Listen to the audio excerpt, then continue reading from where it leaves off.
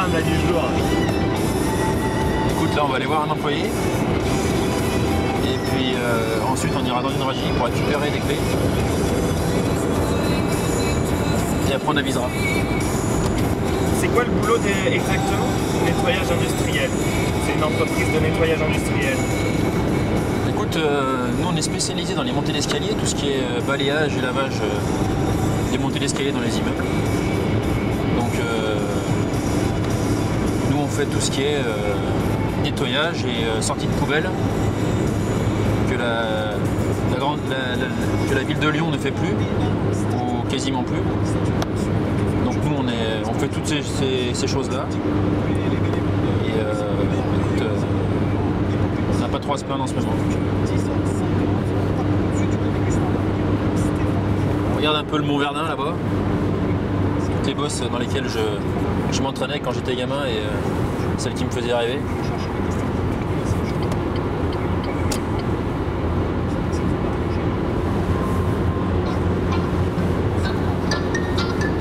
Allô? Oui. Ouais, bah vous la ramassez encore, c'est pas grave. Eh ben on se retrouve là-bas dans une demi-heure. Ça marche. À tout à l'heure. Faut que j'aille me fournir en produits d'entretien.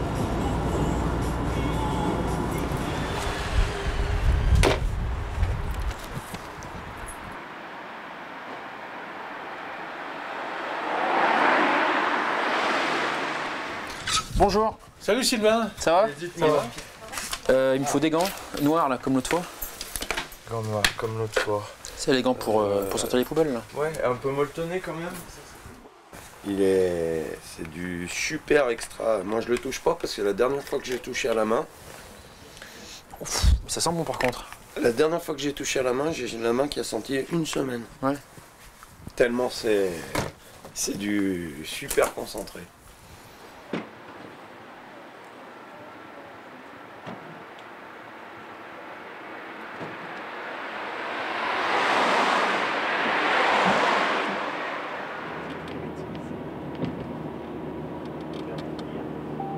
Ouais, monsieur Hubert, c'est Sylvain. Vous êtes où là? Ouais, et comment vous allez vous faire pour vous faire ouvrir en bas? C'était Manu Hubert? Non, Monsieur Hubert. Ouais, monsieur Hubert, Manu Hubert. Encore un, regarde. C'est vrai que moi maintenant que je suis dans l'entreprise, au niveau du personnel, j'arrive à être assez proche d'eux parce que j'essaie de créer une bonne ambiance et que le gars soit content de venir travailler. Et c'est vrai que c'est hyper important. Quand moi j'étais coureur, je me rendais bien compte que si on ne nous donnait pas l'envie de nous battre et nous dire qu'on était capable de réussir et qu'on nous mettait les frissons avant le départ d'une course, et ben ça marchait pas spécialement. Et j'essaie de m'inspirer de l'expérience que j'ai vécue dans le vélo pour pouvoir remotiver mes troupes dans le boulot. Et je pense que c'est un peu le même principe. C'est ce qui s'était passé chez AG2R. Ouais, c'est vrai que chez AG2R, j'ai vécu vraiment de très grands moments. Au cours des 4 années que j'ai passées là-bas, on avait des super coureurs, de toute façon. On avait Montesebo, on avait le Grand Moreau, on avait Cyril. Même Montesebo, t'étais bien pote avec lui? Ouais, Paco, c'était vraiment un mec attachant et très simple. Un super mec. Et c'est vrai que quand il y a eu les histoires de dopage organisé en 2006, là, juste avant le Tour de France avec le bordel, ben, il m'a mis les frissons. Ça m'a vraiment touché quand il nous avait parlé pour dire qu'il partait. Et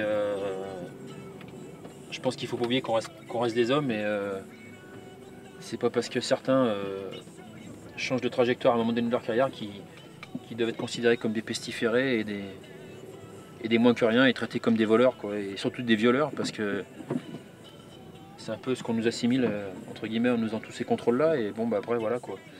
Paco c'était un super mec et maintenant bah, le pauvre il fait plus grand chose dans le vélo, mais bon ça reste Ça reste quelqu'un qui restait humble et un super coureur. Maintenant, on ferme et j'ai du boulot.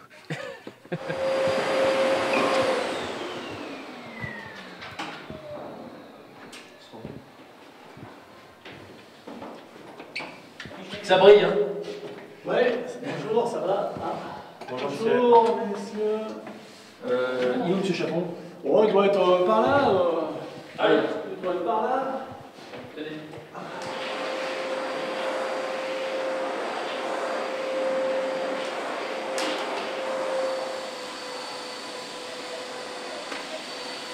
Let's go.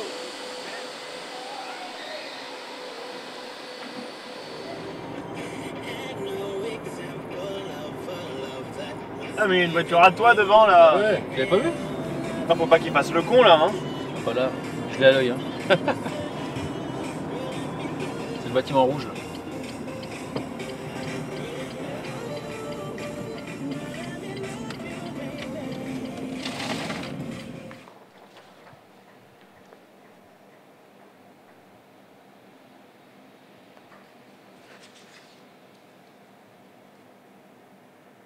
Tu bosses sur quoi là? Sur les plannings, pour demain, pour les équipes. J'attribue les équipes, comme pour une course de vélo, pareil. Ouais, la dernière fois déjà, Voilà. c'était comme ça. Donc voilà, donc on t'a monté là et on verra après les mois prochains de toute façon. D'accord? Parce que ça doit augmenter normalement le fait que je sois responsable ou. Bah déjà ça a augmenté un petit peu déjà. Par rapport au début. Bah ouais, je crois que j'avais vu, il y avait quoi? C'était 5 ans, je crois. Ouais, voilà. Ça. Mais bon, pour l'instant on laisse comme ça parce qu'on va vraiment se rendre compte du boulot, tu vois, mais ça va monter crescendo. Mais nous, je veux dire, depuis que tu es là, on voit l'évolution que tu as fait depuis que tu es arrivé dans l'entreprise, ça va nettement mieux, enfin, on sent que tu t'impliques beaucoup plus et que tu te sens mieux, enfin je sais pas, c'est ce que je ressens. Tu déconnes plus, enfin, déjà ça se ressent, donc c'est pas négligeable. Et, voilà, donc nous tout ça on en tient compte et tu évolueras, tu vas pas faire un bond comme ça, mais tu vas évoluer gentiment. Quoi. De toute façon, en gros, vaut mieux pas en faire, c'est ça que vous me dites. Non, pas du tout. Non, non, c'est pas par rapport à ça. Si par exemple. Il y en a qui disaient que c'est pas payé, ou je sais pas. Non, ça n'a rien à voir avec c'est pas parce que c'est pas payé ou quoi que ce soit. C'est des heures justifiées. Ouais. Parce que vous savez après par rapport Ouais, à la limite, si nous on vous fait votre par rapport au planning, bah, vous bien savez évidemment. à peu près quelle Bah heure voilà, on est censé explique-moi rentrer. pourquoi toi tu arrives à faire la tournée en finissant à 12h30, 1h moins quart, le plus souvent, 1h en maximum, Là, ça m'est arrivé. et qu'avant les mecs ils rentraient à 2h. T'as eu ta feuille de paye, Laurent? Tiens, prends-la, elle est là.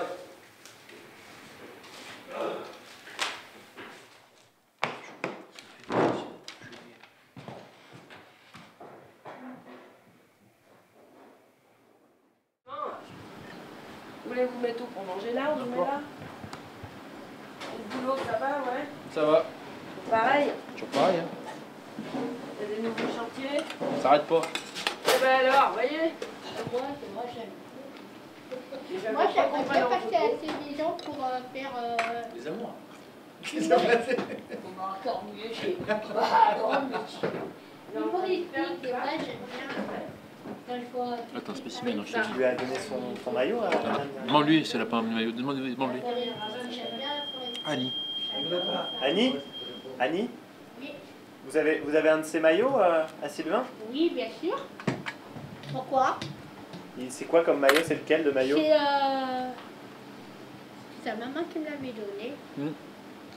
Pourquoi? Bah, c'est un maillot. Un truc des supporters là, un maillot des il a- supporters, tu sais là. Il est sur son vélo avec ses lunettes et son casque.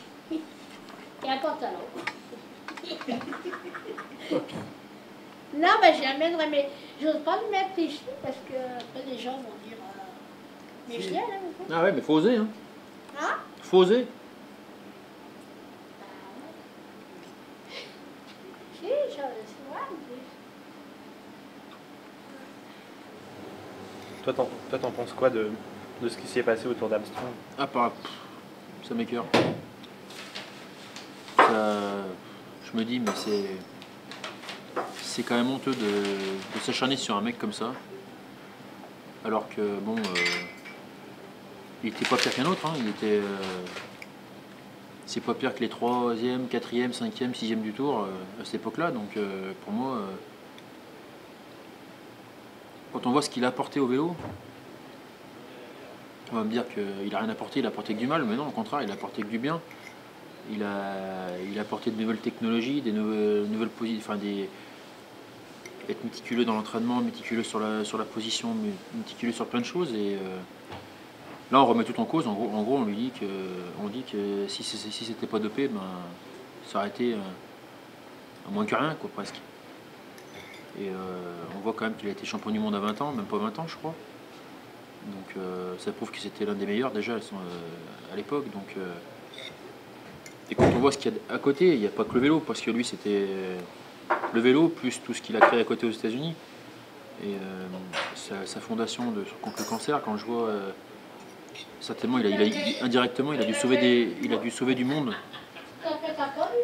en train de la mort. Donc on essaie de casser le mythe, quoi. Et, pour moi, ça reste dégueulasse, quoi.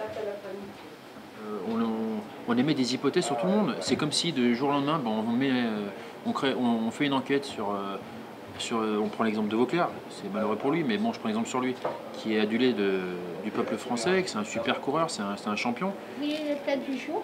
S'il vous plaît. Escalope un peu avec des pâtes et gratin de... Ouais, Parfait.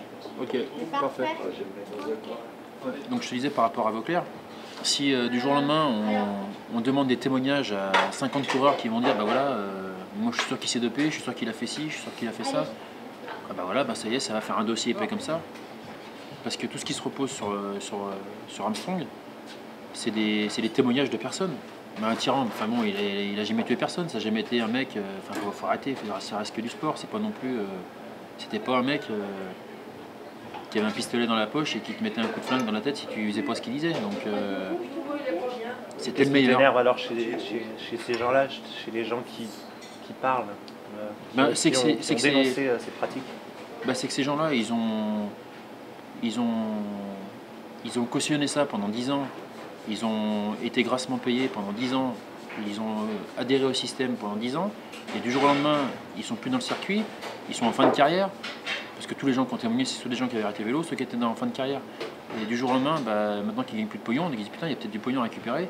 Ah bah ça y est, on va dire que c'était le pire de tout. C'était un tyran, c'était un dopé, c'était une merde. Voilà quoi, c'est tout. Donc, enfin, je veux dire, on crée des mouvements anti-dopage internes aux équipes. Enfin, je veux dire, mais c'est devenu on veut se dédouaner de tout problème de dopage s'il y a un problème de dopage dans le vélo. Alors que le problème, il est très simple, c'est le mec qui joue, bam, dégagé, terminé, on n'en parle plus. Il est suspendu à vie, et puis terminé, il fait plus de vélo. On ne cherche pas à midi à 14h. Le problème, il est simple. C'est tout. Enfin, moi, c'est mon point de vue personnel. Je vais certainement choquer plus d'un, mais après, voilà, quoi. Moi, je serais plus peut-être, bah voilà, chaque coureur met, je sais pas moi, je dis 100 €, mais j'en sais rien combien ça pourrait être représenté par rapport au salaire du coureur. Mais chaque coureur met une partie de son salaire pour une personne, un avocat qui est détaché, rien que pour les cyclistes professionnels français ou de chaque pays, et qui défend les intérêts des coureurs, les intérêts extrasportifs, niveau représentation juridique et tout ce qui s'ensuit. Et là, on serait verrouillé de toutes parts. On se ferait plus marcher dessus comme on se fait marcher dessus.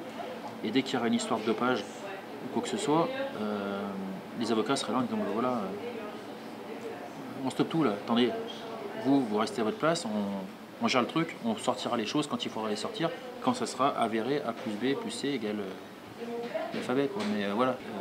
Pendant les Jeux Olympiques, il y a un Français qui s'est fait contrôler positif, je ne sais plus dans quelle discipline. Ça fait ça dans le journal. Et je suis tombé dessus par hasard, je dis putain merde, il y a un mec qui s'est fait contrôler. Alors personne n'en a parlé. Un mec aux Jeux Olympiques qui serait fait gauler dans la discipline du vélo, bah là on en aurait parlé, il y aurait eu des flash infos, BFM TV et tout le bazar. Et là on en aurait parlé pendant encore 3-4 jours. Et tout ça fait que le vélo va mal parce que les sponsors, on en trouve de moins en moins parce qu'on donne une mauvaise image. Alors que c'est pas vrai. Au contraire. Le vélo c'est l'école de la vie. C'est tout. Pour moi, c'est ça. Mais 300 pour 2 ans, donc non. après, c'est l'inverse qu'il faut faire. Ah putain, pour changer le vélo, ils ont des bons mecs. Hein. C'est 300 watts, 200 watts. Boyer, Jörg Geiaksjö, Jonathan Wouters. C'est du lourd ça. D'accord. Le rêve continue. Vous croyez qu'il a fait le bon choix à 32 ans? Ben non, mais comme passé un moment, il n'y avait plus moyen de lui dire quoi que ce soit. On lui a laissé le temps de mûrir la chose et il n'a pas fallu qu'il la mûrisse longtemps pour s'en rendre compte. Mais bon, c'est le cas de beaucoup de coursiers. C'est après qu'ils se rendent compte que ce qu'ils étaient en train de vivre, c'était leurs plus belles années. Mais il y en a beaucoup dans ce cas. Il y en a beaucoup qui pensent que ce qu'ils sont en train de vivre pendant leur carrière, c'est le bagne, quoi. Et après, c'est toujours pareil, on ne s'en rend pas compte quand on vit dans le luxe au quotidien. Après, c'est lu, c'est la routine. Mais en couple, parce que ça, je l'ai vu pendant 10 ans, c'est bon, tu peux l'arrêter. La musique, je la connais par cœur, la musique. La rengaine.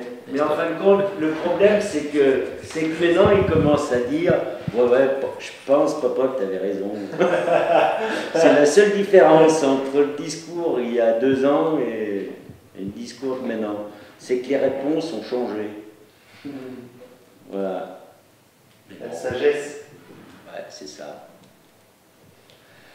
Mais bon, hein, ce qui reste à vivre est beau et long en plus. Alors, c'est pas mal quand même.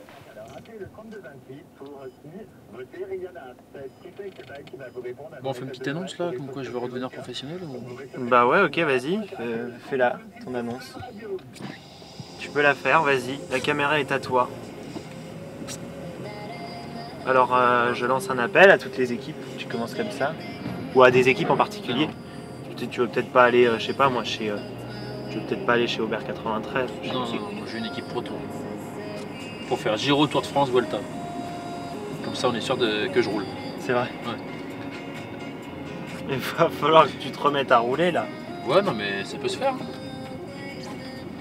Moi, il y a un truc qui me plairait, moi, dans le vélo, c'est créer une équipe de vélo et reprendre que des coureurs qui ont arrêté dans les 5 ans. Et je pense que les mecs, ils marcheraient 100 fois plus que lorsqu'ils ont été pros pendant une dizaine d'années. Ah bon? Parce qu'ils auraient 100 fois plus la dalle et ils verraient la chance qu'ils ont d'être pros. La chance qu'ils avaient d'être professionnels. Ça, c'est sûr. Hein. J'en suis sûr et certain. Moi, tu me remets sur un vélo, j'ai plus tout le même état d'esprit. C'est pour ça, d'où mon annonce particulière. Redonnez-moi une chance dans le milieu professionnel, vous ne serez pas déçus. Donnez-moi 6 mois. Je viens gratuitement. Je viens gratuitement et vous ne serez pas déçus. Par contre, il faut me faire courir. Hein. Si vous me laissez à la maison... Bon, j'en étais à ma carrière, je crois. À mon renouveau. Ouais. Je vais faire comme Sarkozy, moi. Je vais revenir.